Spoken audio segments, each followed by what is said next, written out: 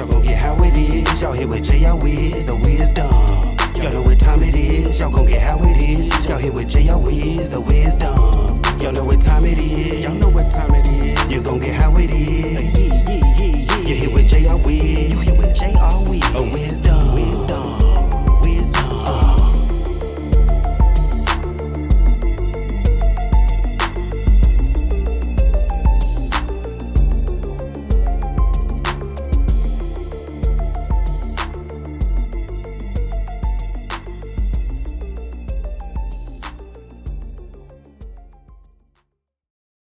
Man,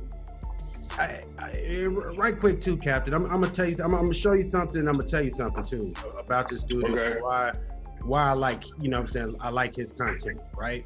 And you know what?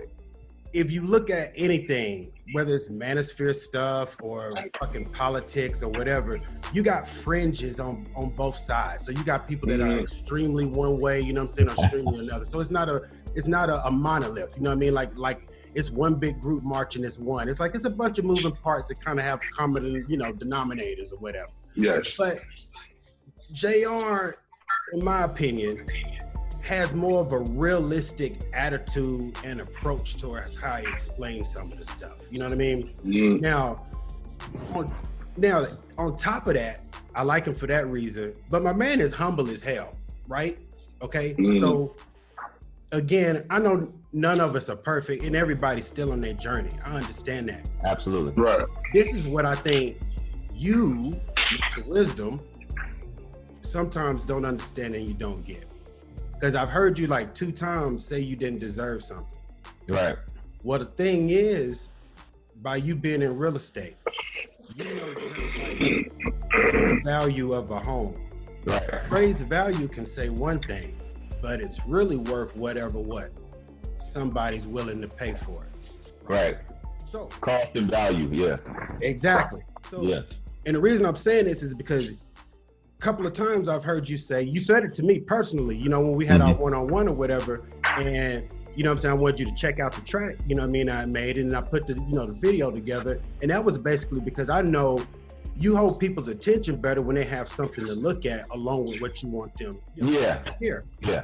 And, but my thing was, is you told me that then, and then I heard it on the video, and I was like, my thing is I'm like, I get where he's coming from, because what you're saying, you're like, hey man, I'm not perfect. I'm still on my journey. I still got places I'm trying to ascend to get to. And I'm like, yo, I realize that and I get all of that. And I'm not in the whole, this is my superhero thing, but this is what I want you to understand. If you motivate and inspire somebody to do something, then that's valuable to them. And then therefore, that is deserving. Now, what the inspiration wasn't just your story in the book, because then you gave me some more details and was like how, you know, imperfect the situation actually was. And I was like, you know, a lot of people wouldn't come out like you did. That wasn't the whole thing that had me a quote unquote fan. Now I'm going to tell you what it really was. And see, you're not going to remember this because it was small. Back in August, my man Murphy and I just started trying to do our Off the Dome videos, right? Okay. So August going into September, we had this mission where we was gonna try to drop one video like every day or every other day. Just, you know, start getting used to the grind or whatever. And so the whole Fresh and Fit thing happened, you know, where they had got exposed for doing, you know, whatever with girls and saying this and doing that and damn whatever intimate damn encounter website shit spoke may not have had, I don't know. But you know, that was going on and I was like, I'm gonna drop a video.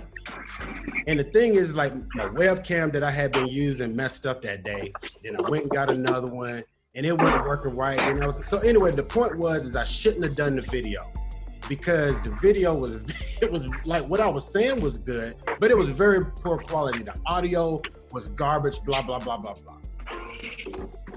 4 days later, I get a notification. I'm like, why? Because I'm like, ain't nobody looking at these damn videos. Nobody know they exist.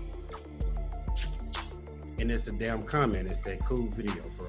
Guess who it's from? It's from J.R. motherfucking Wisdom. So my point of telling you that story, because I know you share some good gems of stories. I share that story with you because I appreciate humility and you know what, Woody? But I tell you, man, sometimes you do deserve the things you get, man, and sometimes people don't give them to you until it's too late. And and the other thing is like, hey, I can't get big baller consultation, time with you, nor you coming on here. Do I have a big ass fan base to expose you to? So Right. The only thing I had is whatever skills I could present. You know what I mean? So again, man, I'm like big ups to you and my thing. Hey, Woody. You know that you affect people sometimes more than you might think. Hey, Woody. Yo.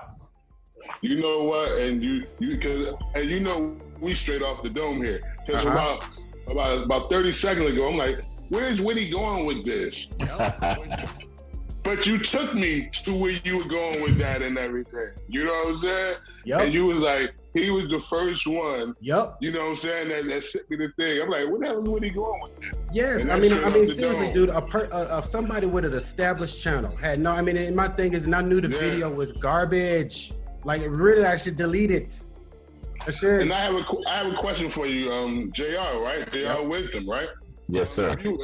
If I was to ask you, or if you just said, well, Murph, you know what? Like you just told me from the beginning, because that's just me. I don't know, old school, but I can, listen and learn. I don't say that. But if you were to say, Uncle Murph, check out this. If you was a preferred book, which book would you prefer a person to read from you? Let me ask that question. Of mine, or you talking about just in general? No, of yours, or something that you wrote, that one of you like, listen. Like if somebody asks us, or ask me, Murph, what's up with ODD? I would send them to, I have like, go see the first video. That will, that's, vaccines. Exactly. If you want to see something, go see the first episode. I think that's a real good episode of what we do. But, and I'm only asking this because you say, well, Murph, go check out this book. And I would want to go check out the one that you said that you would suggest. And hopefully we have you back on here and we can discuss it. Without a doubt. So for sure, the book that I wrote that I feel like means the most to me is this one right here. Which one? The law of have on my phone. Oh, my bad. The law of attraction. The law of attraction for the pessimistic mind. Okay. So the reason why it's a real. I made it intentionally. I made it a quick read, right? Because this basically sums up my journey from the time I wouldn't say born, but the time that I was a child until now, and basically what I struggle with, and this is it right here, pessimistic mind. You know what I'm saying? People believe what they want to believe. You manifest, you believe in God, you believe in spirituality, you believe in a higher power, you believe in self or whatever. I have my certain beliefs. I believe that, you can will things into existence. And I think that a lot of the things, your thought process and your outlooks on life and your pessimism and optimism, affects you and it affects your journey. So it's kind of like that book basically tells the story of somebody that comes from nothing, basically, that came from nothing and, had these things happen, and I was molded in a certain way and had a certain thought process, and basically felt that kind of like, what Q was saying, I felt like I always deserved, or I always wanted certain things. I've always wanted certain things, or I always wanted to achieve it, but I was like, I didn't know how I would do it. So this is what the book basically is like basically the mindset, how you got to program your mindset, and from the journey that I've been on and what I've learned, that's basically what it rolls up into. And what you got to say, you have the ability to do the same thing. Right? Oh yeah, and I believe that too. If a person truly put their mind to it, and if they see it, they can achieve it. But like I said, you have to truly, because you got to put just because you see it, you have to put work in to get it. It's, right.